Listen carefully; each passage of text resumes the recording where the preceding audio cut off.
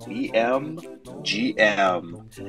This is Vagobond Magazine. I'm CD Demisio, joined by my co-host this morning, editor-in-chief of Vagobond Magazine, Riona Morgan, managing editor of Vagobond Magazine, E.R. Donaldson, our tech editor, Indefatigable. Eve joining us. We've got Quanta in the house. We're going to get her up on the stage. And how is everybody this morning? It is Monday, September 25th.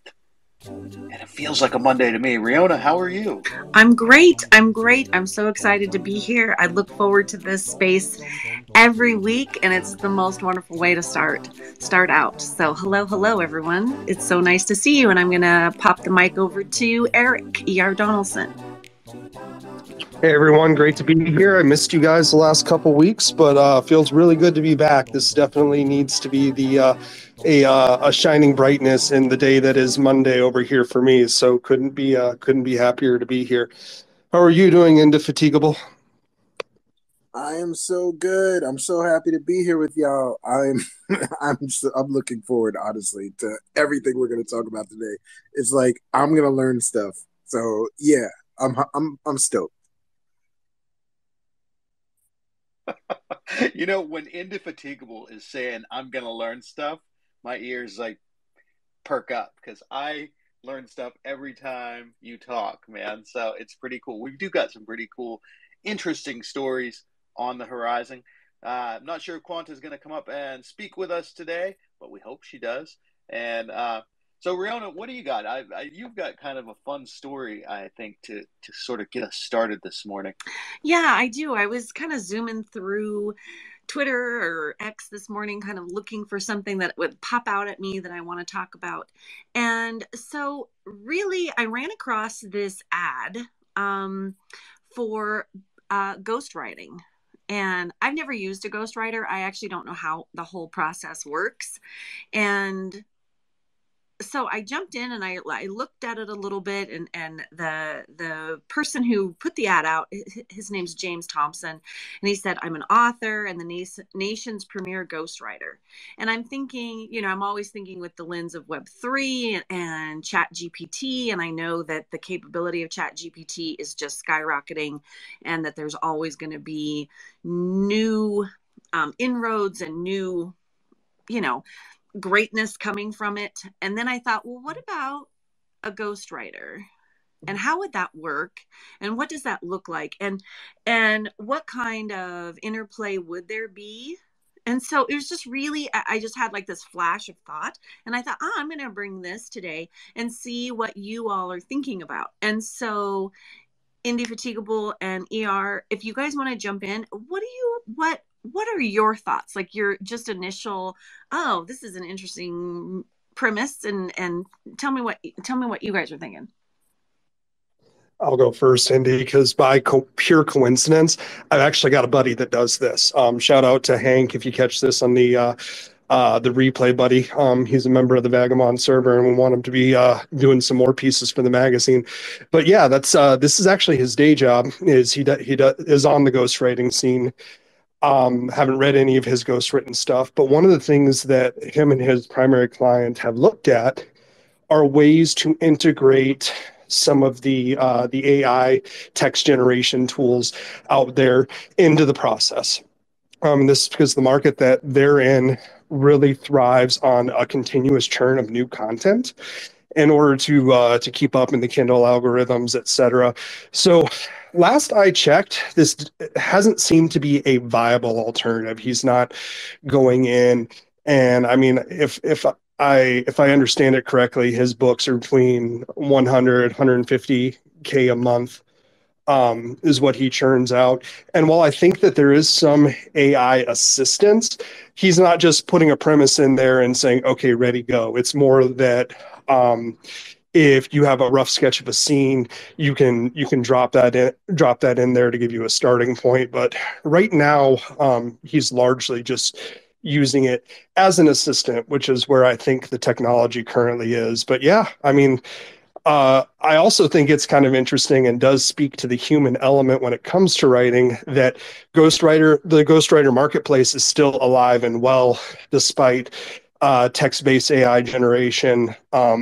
really coming into the forefront in recent months. I mean, what do you think, Andy? I mean, first of all, it's super interesting, and it overlaps with a lot of the conversations we've had with about AI as just a tool for writing. But so like I work with a lot of writers who have really interesting life stories. So a woman from the Bronx who ended up starting her own hair salon and ended up being the stylist for wild famous actors, business people, and like now owns multiple salons. And she came to me and she was like, I want to write my story. And I was like, well, so just write your story. But it was like the hurdles to like get the language on paper for beginning writers who don't have a lot of experience is so high. The sentences don't quite come out the way they want. And so I was like, let's work with Chat GPT together and just tell your story like you would tell it to a person. It's okay if it doesn't sound, you know, like linguistically perfect and like whatever. So anyway, we put out a book that was like the first version of that, and it was a really cool experience, essentially supporting ChatGPT ghostwriting the book for the person, but they still needed a guide to kind of how to navigate it. So I agree with you, um, Eric, that it, these tools do not take out the human element at all. It's not like a drag and drop, double click and it's done kind of scenario. But um, more than one person I know, I've guided them through using ChatGPT as a tool for helping them ghostwrite their own work. If that makes sense. That's pretty awesome, man. I mean, it's something I never actually considered. I mean, I know that the query architects, things like that, but actually, that's like a viable career path. A Chat GPT coach or an AI coach to help someone, to develop it. That's a really really cool use case for this. I love that. And I do love the fact that it hasn't invalidated us. That was the big fear at first, was like, oh my God, man, people are just going to say like, write a novel about Riona and Eric going to space. And suddenly, a bestseller would appear. And it's so, I mean, I would love to read that novel, but it's great that the technology still requires that guiding human hand. Now, I don't know if you guys saw this or not. Well, first of all, I don't know if you saw, but Dylan has joined us, founder Page Dow, co-founder Page Dow. That wasn't what I was going to say, but Dylan, good morning to you. Also, ChatGPT just announced that they have vastly expanded what it's able to do, and it can now speak, it can listen, it can process images. And this is like the most advanced version. It's the paid version, or maybe the version they haven't released yet. So I haven't used it. But have you guys seen this article? Have you checked this out at all? No, I missed it, but I can tell you, if it's processing images right now, one of the coolest features I love in Midjourney right now is its describe feature. And that's really the use of the extent of the use for AI for me is Midjourney. But I mean, when you think about that, that's going to change the games for a lot of things. That if you need a caption on a photo, we'll plug that photo in and it'll give you a starting point, because like Andy said, sometimes just knowing where to start and then having something to riff off of, that's half the freaking battle. So I think that just in concept could be a real game changer. I definitely agree. I really feel like it's Chat GPT can be a writing coach, a muse, something that pops in with an idea or a plot point or something that hasn't been thought of by the writer themselves, so that they can pick that up and then move forward with it, utilizing their own gift of inspiration and word choice and voice. So I just think that I think that it's a great tool that we all need to learn how to incorporate into our own worlds.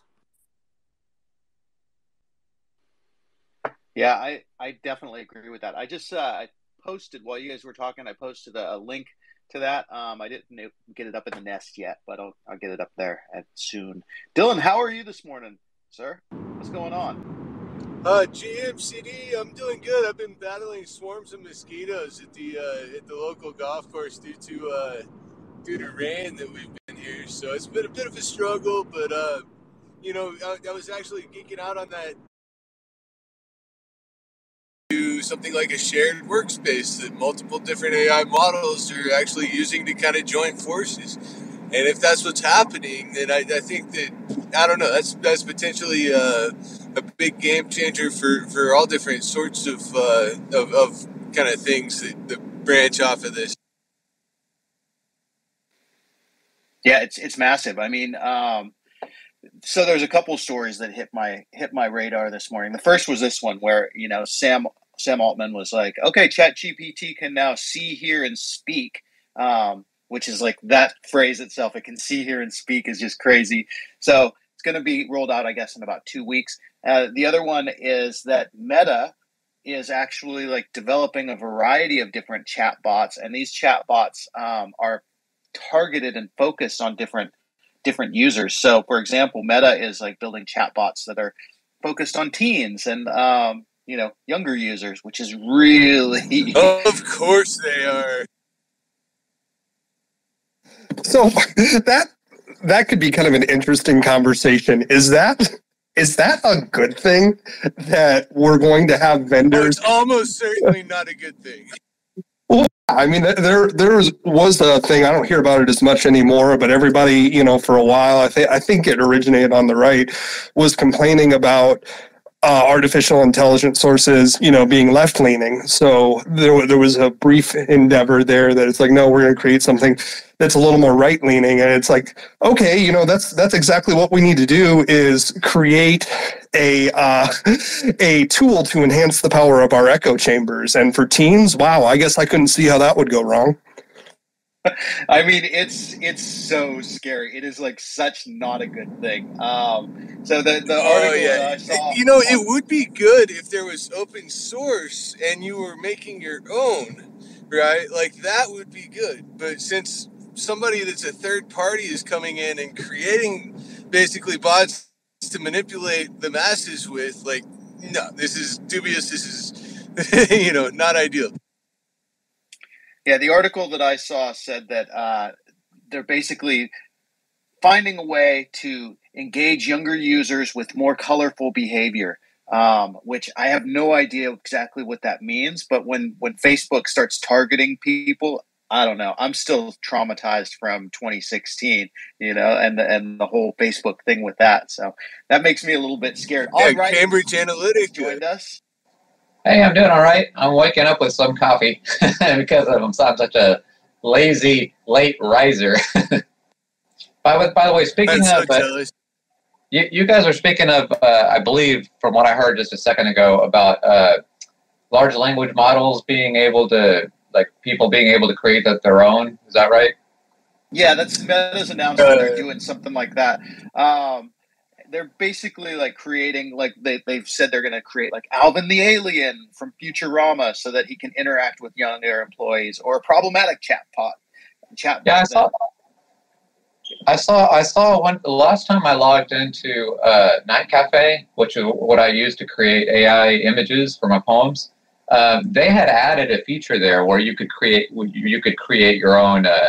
You train your own little LLM. I haven't tried it, but I don't think I'm going to. But apparently they've added that ability too. And there was another place that I'm drawing a blank on that I read about in William Peaster's newsletter about that. There's a thing where and it's targeted toward kids, where you can have your own personal sort of, not clone, but your own LLM that's based that's trained on yourself, and that's your little study buddy. I'll see if I can find that link to that. I mean, this is kind of like one step removed from somebody getting really cute and programming a Skynet protocol with an Austrian accent. And that's what normally I'm all a fan of being open source, but this is kind of, for those of you who don't know, I have a little bit of a medical background, but it's like when they started publishing information about viral backbones and gain of function research, and talking about how it's necessary to to enhance general knowledge and prepare for pandemics and vaccines. Yeah, we saw some of that in action, but where could this go wrong? I mean, just it's starting to make me a little bit nervous.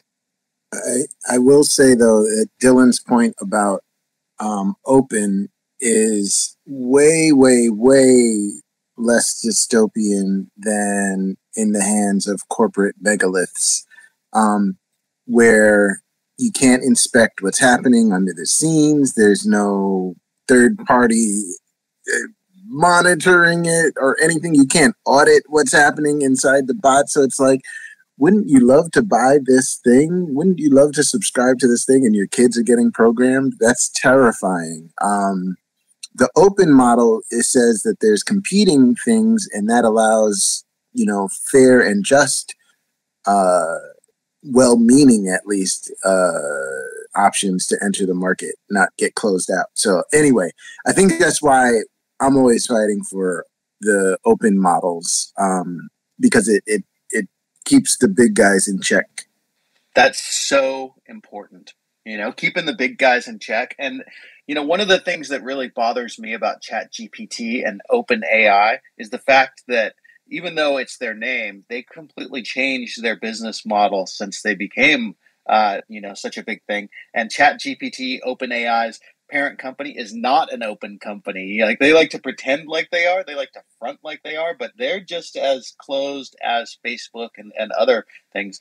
So if you think that ChatGPT and OpenAI are open, I know you guys don't, but I'm saying anybody out there, think again and look into it, because they're not telling us everything. They're not sharing everything that they're doing. They're just as close as everybody else. I think, what is it? Stable Diffusion is open, right? Do you know about that, Indy? Is that right?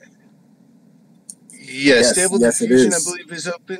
And then Facebook has like a really world-leading one called Llama that is also open. And Jan LeCun from Facebook actually is probably my favorite major AI voice these days, if anybody follows him at all.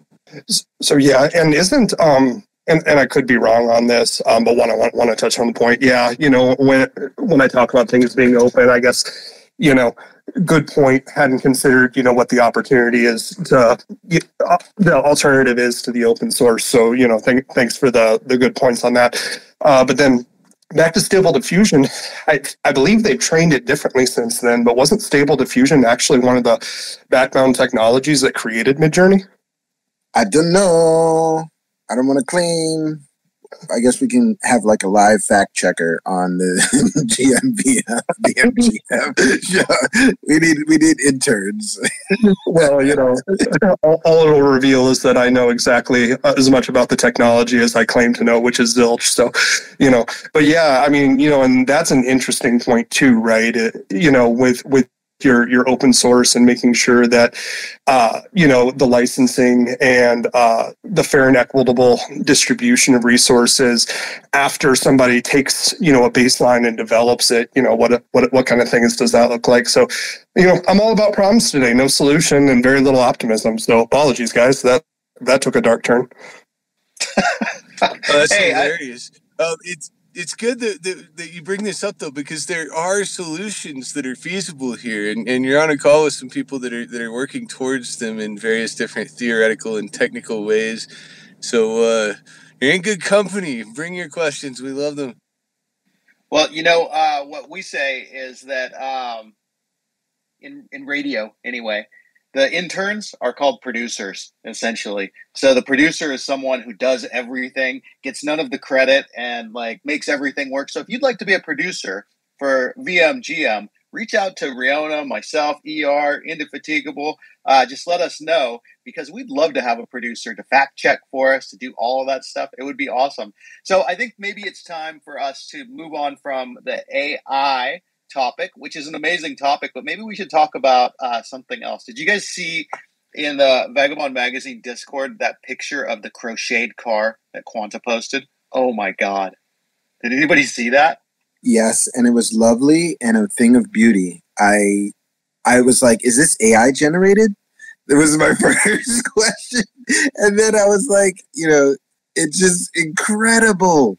I'm a fan of crochet. I wrote a song called "Help Me Knit This Sweater" because I am bad at it, and but it's amazing what you can do with knots and loops. Like, it's from a computational perspective. Let me geek out for a second. Crocheting is amazing. Yeah.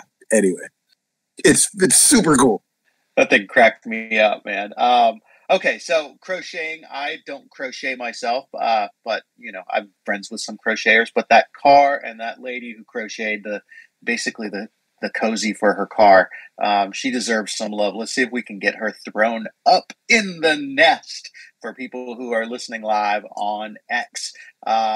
Which isn't the only place where this goes, by the way. If you'd like to listen to this, you can listen to back episodes. You can listen to future episodes on Apple Podcasts. You can also check us out on YouTube, where E.R. Donaldson puts together a pretty cool montage to keep your eyes busy while your ears are listening.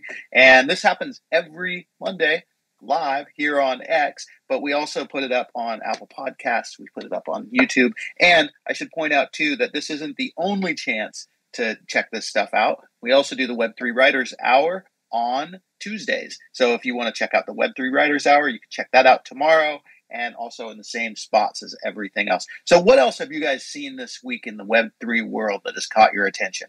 Man, I've been following some Cosmos stuff. There was a big test of the staked or the liquid staking of the Cosmos Hub blockchain yesterday, if I recall correctly, and it was a big success.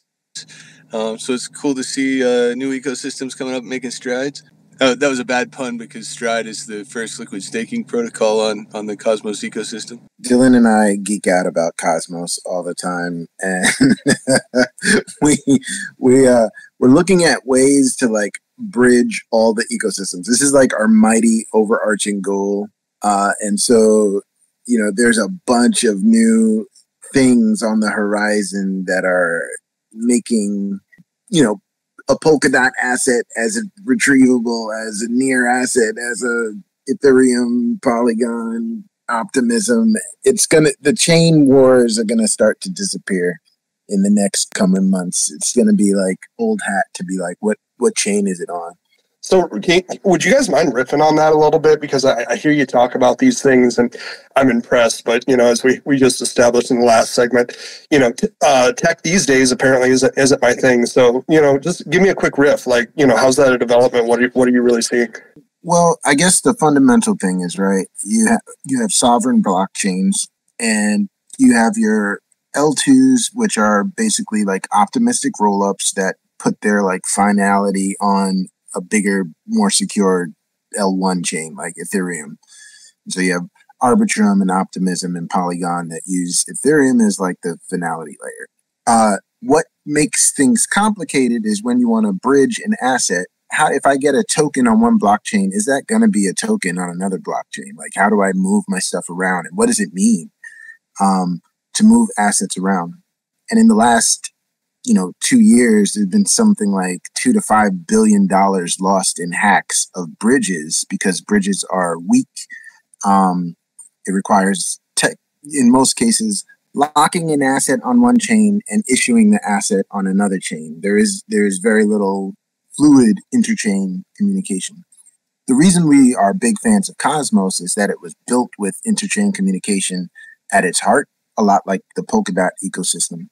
And so it has a interchain messaging protocol that allows messages and tokens and value to be sent back and forth across chains. And there are various models for shared security as well for that system. So it decreases the amount of risk at bridges. So what we're seeing are these high quality bridges across multiple chains. And the reason why people go across chains is because, like you've minted on Solana, because you found some advantage there, either with a platform that was there or a user base or something like that. And so that will probably exist. Liquidity, exactly. You need to find the markets. And when you can move assets seamlessly across, what it does is it takes our little silos, our little islands, and turns it into one big community. And that is kind of like the holy grail of this Web3 thing. Add account abstraction to that, and now we're cooking with gas. So it's a weirdly awesome set of developments that are really kind of weirdly technical, but basically involve building more integrated possibilities for chains to connect. Now, if I could ask a question, when you're talking about chains connecting, like normally on the bridges, it'll burn the NFT on one when you copy it to the other, or when you move it to the other in order to maintain the provenance. So you say, oh, there's only one of these NFTs in the world, or two of them, or whatever. Are you thinking of doing it that way? Or are you thinking of implementing something where you can have the same thing on multiple blockchains and yet still maintain the sovereignty? So that there's like 10 in the world, 2 of them are on Solana, 3 are on Tezos, something like that. And that would allow, you could get rid of the bridging altogether, but it would also allow you to spread your audience across any blockchain, and it wouldn't matter. Yes, we're not building these solutions. These are very complicated solutions. We will be integrating with the best of these as we watch them. But some use a burn mechanism. Others use a lock mechanism. So basically your NFT goes into a contract, can't come back out unless certain conditions are met. So like, for example, I may move my asset to another chain. It gets put in a lock contract. But if I sell it to someone on Ethereum, then it will go back, because it just comes out of the lock contract. And that's how you preserve it. But there are many different mechanisms, and it's evolving so rapidly.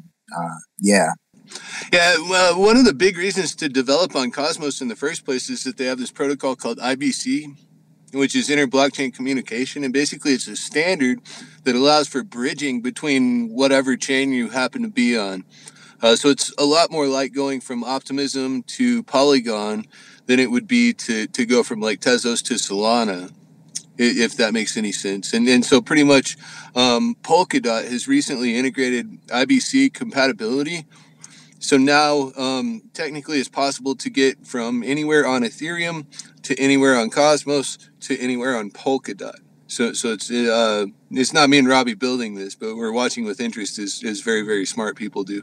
I love hearing this. I mean, blockchain is really the backbone of Web3. It's not the only thing about Web3, but it is certainly one of the backbones, along with, sort of the social media aspects. The AI aspect has become really an important part of the Web3 ecosystem. But let's talk about the social media aspects for a minute, because I've got to bring out a gripe that I've got. These algorithms, my God, I hate them. They are just destroying everything that social media is supposed to be great for. Case in point, NFT God, who I invited to the space, but he probably won't look at my algorithm or look at my profile because he's like playing to the algorithm. He posted something today that said, I'll just read it. He said, "This is going to annoy a lot of people, but I need to be honest. I evaluate every profile before I hit reply. The algorithm forces me to do this. You can get shadow banned for replying to the wrong profiles." So this may be the reason why my personal profile, the Gmonk CD profile, gets such bad engagement because of that. But man, I just refuse to play to the algorithms. What do you guys think about this? He's using something called Poop, which is pretty funny. It's a profile ocular observation protocol, and he goes into a lot of detail how it works. And are you guys willing to play to the algorithm in order to get more likes? And how do you guys feel about algorithmic social media? Is that a problem, or is it something that we just gotta grit our teeth and deal with it? So, I mean, short, no, but you can see how few followers I have, and that's probably why. I mean, the thing with the algorithm, I wish there were ways that you could shut off the algorithm so that it could, honestly just feed you the content that you like to see. And I feel like some are better at this. I feel like, ironically, my Instagram algorithm is a lot better than my Facebook algorithm. My X algorithm is just garbage, but, I think that there was a time where these algorithms were intentionally altered to create this pay-to-play environment because organizations were using them to communicate with their existing fan base. Now, if you want to use the algorithm to enhance your discoverability, then that's a choice. What I would just like is the ability to communicate directly with those that are already following me. Yeah, I've been pretty much on my own side. I've been pretty much just basically doing the same thing that the NFT God guy is doing, except I didn't know about poop. I've just been doing it manually. So if I see something that's interesting, I always I just right click on the person and look at the things that they have posted themselves, not things that they've replied or that they've copied, but just their original posts, and that kind of gives me an idea of who they are and is it really somebody that I want to interact with or invite as a friend or whatever. I'll throw out that I think that it's kind of censorship to use an algorithm to steer people this way or that way based on arbitrary preferences, like whether or not they've tweeted links to other social media platforms. Pretty much everything I do as a writer is to try to link people from one platform to another so that the long form content and the short form content kind of work together. I really, personally, I left Facebook in 2020 over an issue where they were censoring all of the Medium posts that I was sharing. It made me so mad that I actually left the platform. and I've been close to that with Twitter a number of times. But I keep coming back because I like the social graph that I have access to here as a user. And I'm, beyond okay with just blocking anything that doesn't immediately resonate. So I'm kind of modifying and manipulating the algorithm myself in return as I go. But I will say that it does strike me as being like tantamount to censorship if you say, based on this arbitrary rule, you don't get, reach anymore that you would have otherwise gotten. Well, I can jump in here a little bit and talk about my approach to Twitter and what I do. And so because I joined 100 years ago and was just acting as a writer in the traditional sense, Odd Writings is laughing at me. I spend a lot of time trying to network and connect with writers who are trying to be published, getting published, working on that process. And what I did when I came back, generally in 2021, to join the Web3 conversation, I jumped in and started doing the same kind of things that I was doing way back when, and talking to traditional writers. And there's a thing that they do is called a writer's lift, where that's the hashtag that they use, and then they share their books, and then everybody who goes in retweets, follows them, connects with them, and it's hardly ever. Every once in a while I'll get in and like look at the hashtag writers lift, and I'll go through and I'm like, there really isn't anybody that I'm not already following. There really isn't anybody who's not already following me. And so I try to utilize that piece to engage followers, because I really want writers to follow me and see what we're doing here in Web3, so that we can start moving people from the traditional sense over into the Web3, have them maybe walk along the fence line, do a little Web2, do a little Web3 together like that. And that's really my approach. And of course, I always get to meet some new lovely people, and I really enjoy doing that. And so, and then I do a lot of good mornings. I do a lot of GMs, and I've met some amazing people that way. And so that's really my approach. I don't try to, it's too much. Like I have to have limits on how much I spend on X or Facebook or Instagram or TikTok or Pinterest or whatever, because there's so many places to go and share your stuff. And so, yeah, that's my approach. Can I jump in really quick on this? It annoyed me how bad I was at social. So I've done a couple of experiments with writers that I consult with to kind of see if I could boost them. And one writer, I pulled out all the stops. I did promos. I did paid token launches. I put like a budget for rewards for people who repost. I did daily quizzes. I did so many things. And to be quite honest, we hit 2,000 followers on Twitter in like 2 months, which was pretty crazy. And it was like quality follows, about half of them. And I was like, all right, that was a success. But the effort to reward ratio, I don't know if it always works out. Like, is the goal just getting numbers, or is it like Rihanna said, meeting new people and building quality relationships? I think that's a totally different story. Yeah, I tried something similar on Facebook various years ago. I would write. This was before I was doing the NFTs. I would write just normal poetry books and self-publish them on Amazon and whatnot. And then I would pay for advertising on Facebook and say, oh, look, here's this book, blah blah blah. And so I would get a good number of followers on Facebook. But then later on, Facebook got angry with me because they claimed that I had broken some rule. And of course, it's one of these things where they don't tell you what rule you've broken. They just say, you've broken the rule, and they give you the terms and conditions. And so it's up to you to figure out, well, what did I do? So they discontinued my advertiser's account, but they kept my normal account.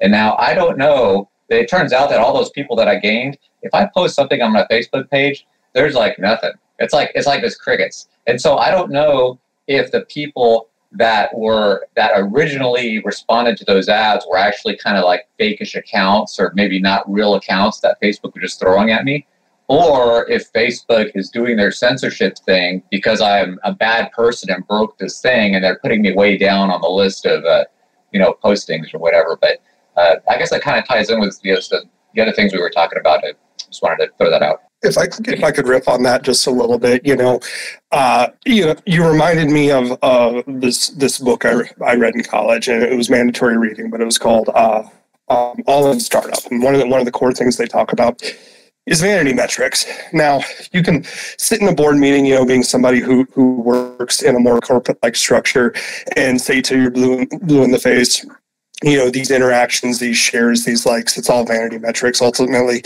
it comes down to, what are you trying to accomplish? And then if you can't manifest that down to something like sales, something like a more tangible community engagement metric, then, really all of social media is just kind of, screaming into the void and hoping somebody hears you. So, I thought that was interesting, the tidbit you brought, how many legitimate followers do I have? And then when my advertiser account is disabled, am I still seeing the return that I had when I was actually putting a monetary investment in that? And I think that's something we all should remember, before we get too upset. Because I'll be honest, I'm one of those kind of like Rihanna implied, the scarce user of social media. And almost every time I've made a guided purchase on social media these days, it's all been paid advertisement. So, unfortunately, I think that's the environment we're stuck in right now. Well, it's so funny to me because everybody critiques Web3 and says it's over financialized and stuff. And then yet, here we are on social media. Why are we here? To meet interesting people. And yet, because we're not orienting our activity in a financially primary enough way, we're getting censored by the algorithm. It's so funny to me. Like, I really think that, the algorithm that PageDAO was founded to fight with on Amazon, is like basically being replicated to Twitter now. Like, I can't go out and engagement farm because I feel like if I do, all the intellectuals that follow me will like quit caring what I have to say because I won't be contributing to conversations that they're part of anymore. And so like the purpose that I'm here is being defeated by the people that own the platform now. You're getting all kinds of good emojis on that and spot on. So, but since it doesn't make it into the audio version, I want to give you a big 100% thumbs up, 5 stars. You hit the nail on the head right there.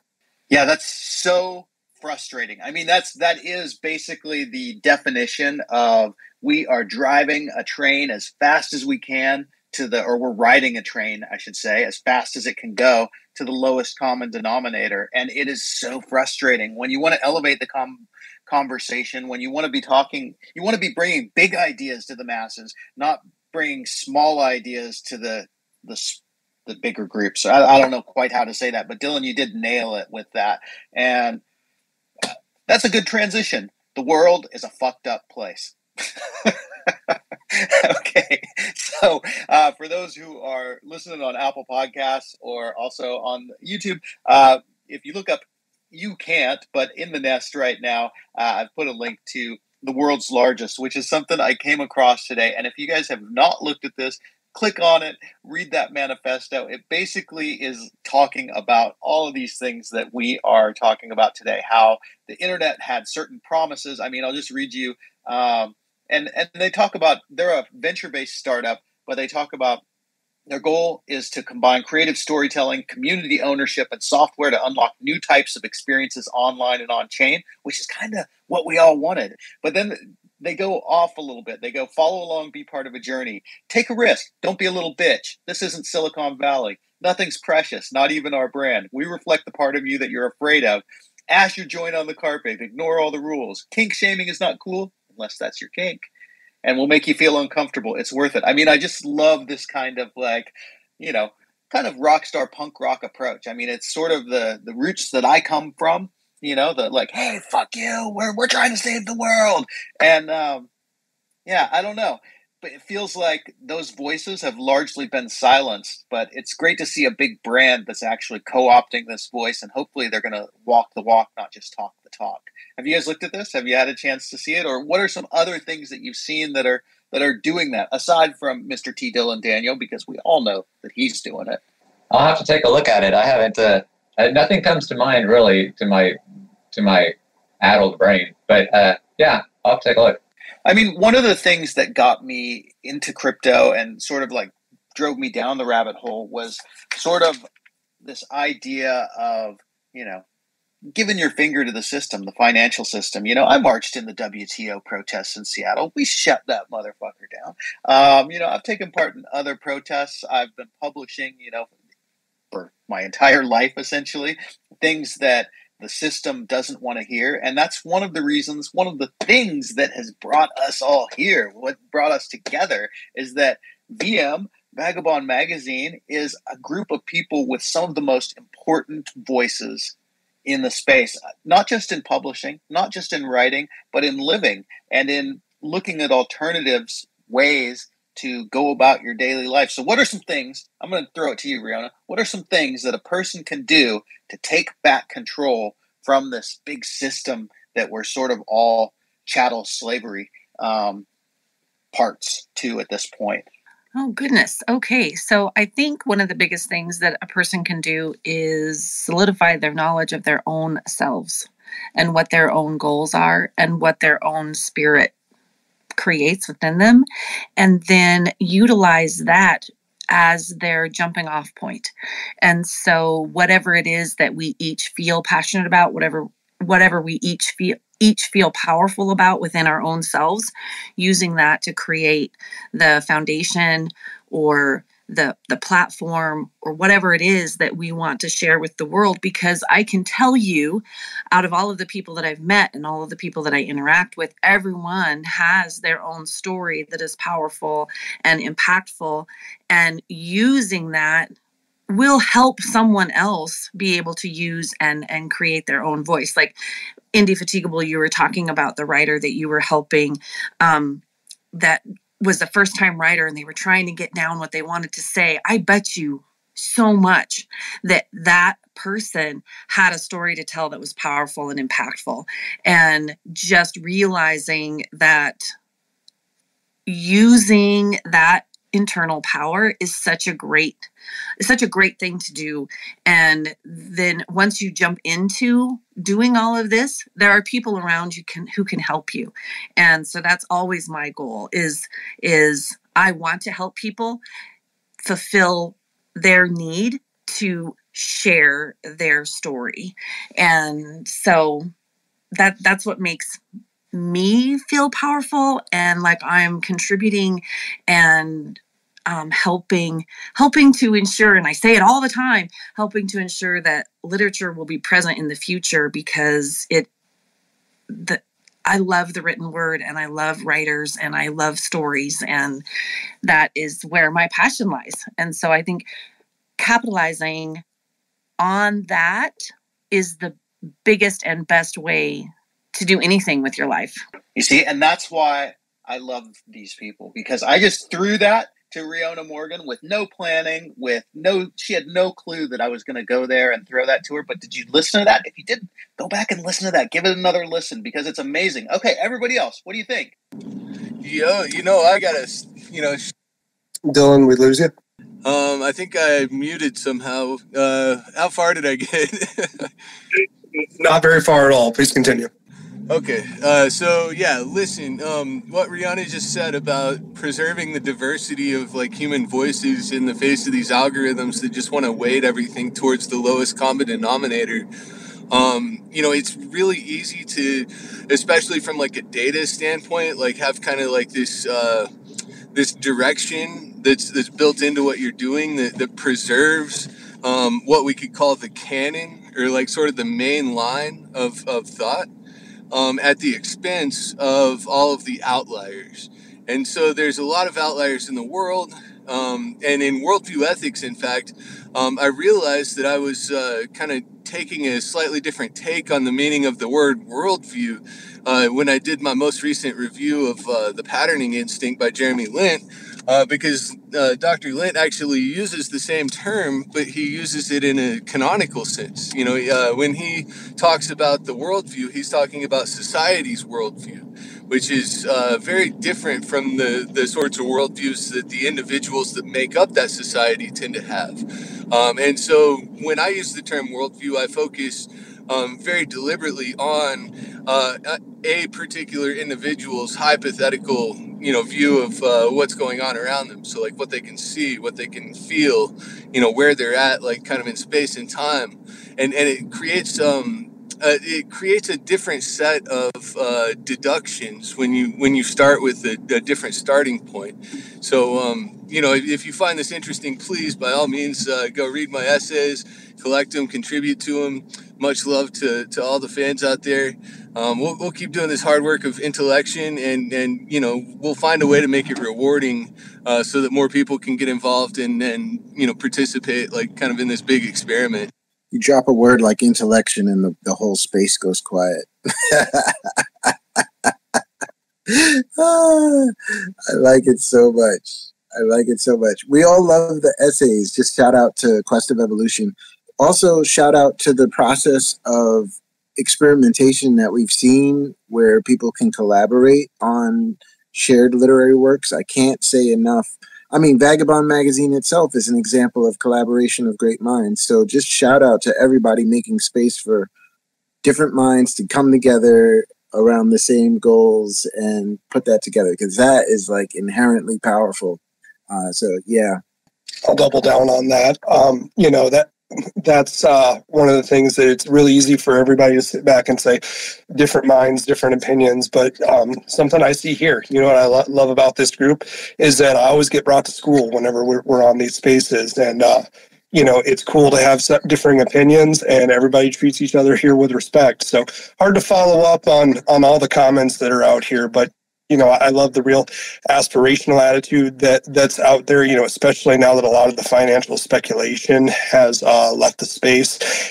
Personally, I would say that my opinion on that is when you're looking for a get rich quick scheme, and then you get burnt going out and, screaming for more regulation. That's not the way to do this. Everything I hear you guys saying, you're talking about more freedom, less censorship, more genuine community. And so I think it's going to be important for those of us that are still playing in the space to differentiate what's left after the financial extraction that's happened and work harder to build what we're actually trying to aspire to in the years coming forward. Okay, speaking of aspirations, I've got to bring this up. Indy, you and I were having a conversation yesterday about some interesting tech, some different things. And one of the things that you brought up that I thought was so cool, which like ties right into Web3 and lifestyle in a way that we haven't seen yet, is AR NFTs. I think we should talk about that a little bit. You want to dive into that? Yeah. I've been fascinated by AR forever. There's oh my God, really quickly. So much AR technology was tied to phone manufacturers because they have the gyroscopes in the phone that allow you to and the accelerometers that allow you to do this stuff. And they also have really fast GPUs that let you do this stuff really quick. But an open standard got put on the web called WebXR, and it allowed people to do VR and AR using the same kind of language on the web. That blew up and proliferated options for doing AR. But the only caveat is that the person has to choose to enter VR or AR mode from the app that you're doing. So if you have a web page that has AR, you got to hit the button. Ooh, ER has his hand up. We have, 6 minutes. All right.